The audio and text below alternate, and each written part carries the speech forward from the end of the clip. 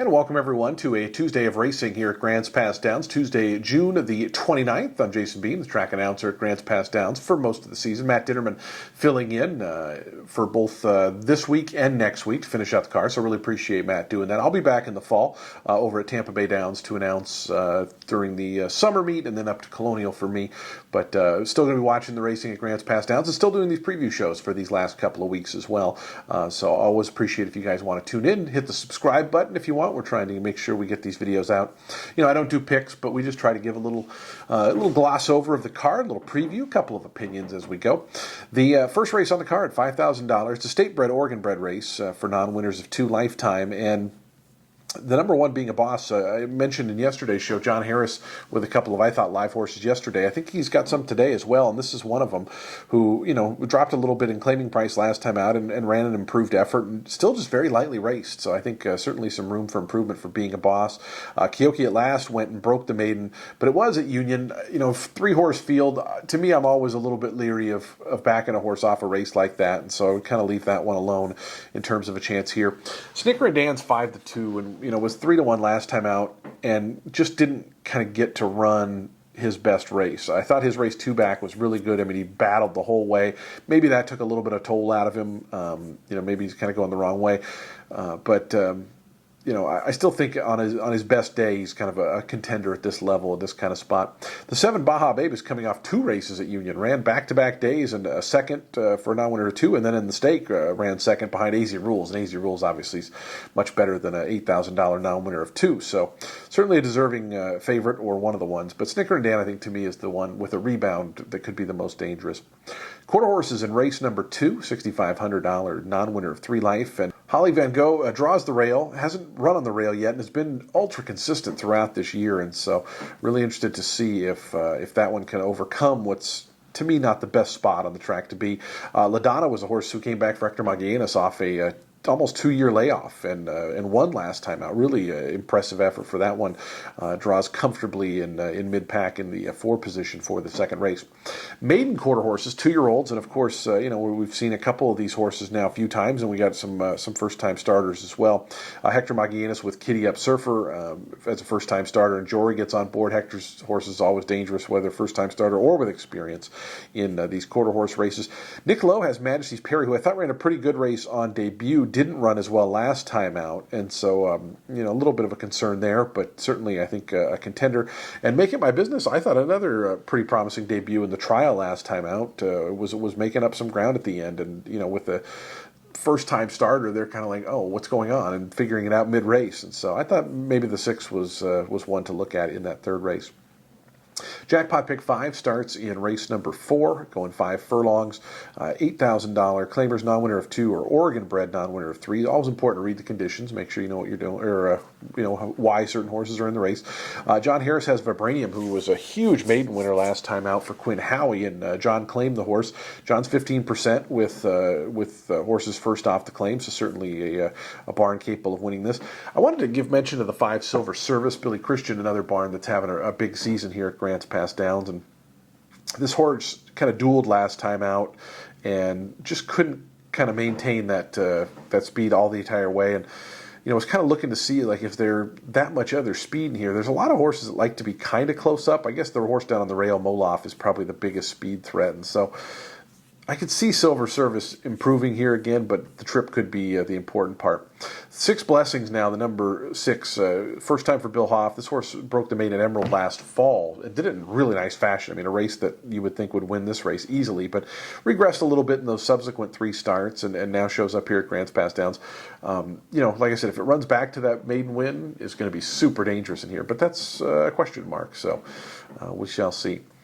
The 5th race on the card, 5.5 furlong allowance, and you have Fireflower, who's jumping way up in class, a horse who is you know, non-winner of the year, 3,200, has been running good, but this is just much deeper waters.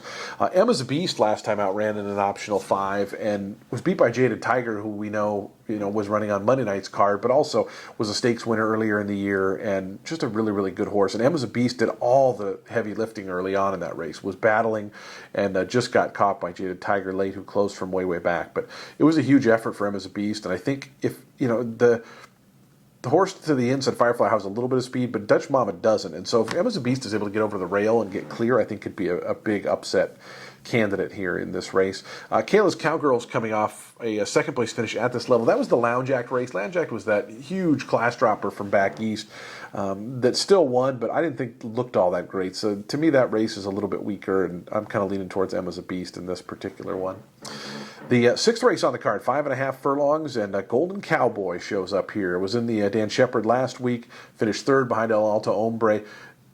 Been beaten by El Alto Hombre 4 starts in a row. I got to think Jackie Smith is fine to not see El Alto Hombre for a little while, at least with this horse. But, draws the inside too, and he's a horse that likes to come from behind, so that could be a little bit interesting just with other horses crossing in front of him. But major player here just on the class relief has been keeping up. El Alto Hombre is the best horse in the grounds right now, at least this season, and so good to see that one get away from that. Tristram Speaker was actually entered in that stake and scratched. Didn't do much running in the local debut, but big connections. Quinn Howie and Mackenzie King having a fine year, and I think going to get some wagering action just strictly based off of that. A lot of the same faces we've seen in some of these older allowance races: Chill, Ski Six, Do Salute toward the outside, who's always a speed presence.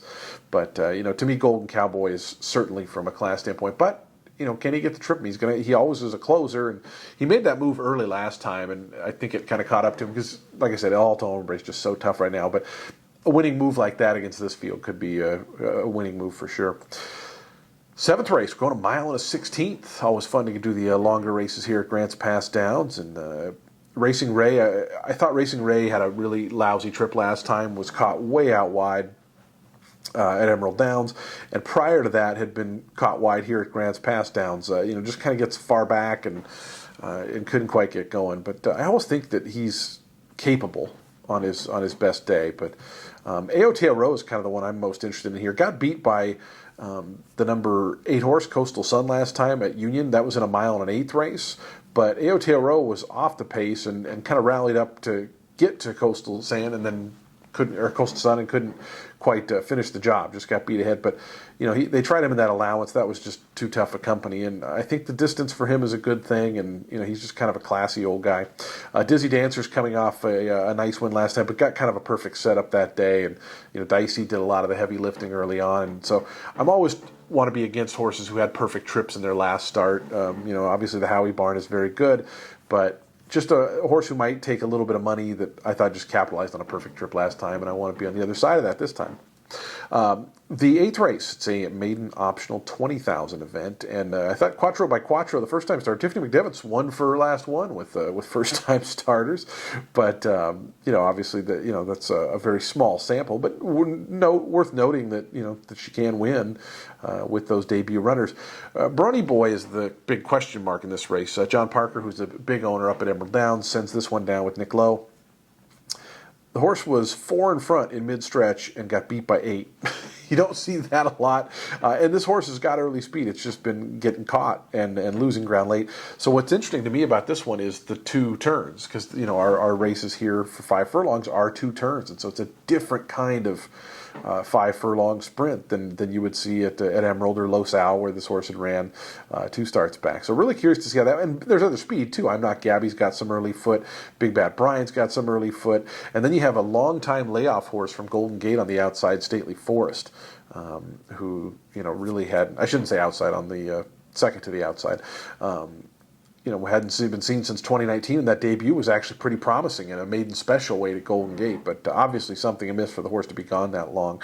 And then Jason Homer has a first-time starter on the outside, Thoughts of Gold, and as I mentioned yesterday, Homer has had a first-time starter win this meet. He's had a great meet stats-wise, and I kind of watched the wagering board on that one, I guess, to maybe see if there's any kind of interest. So just a quick look at the cards for tonight, for Tuesday night. We wish you guys the best of luck with racing here at Grants Pass Downs, and we will be back next Sunday, Monday, Tuesday, closing week, 4th of July holiday card at 1 p.m. Should be a lot of fun. I'll be watching from over here in Tampa. I hope you guys have a great night at the races, and we'll see you back next week. Good luck.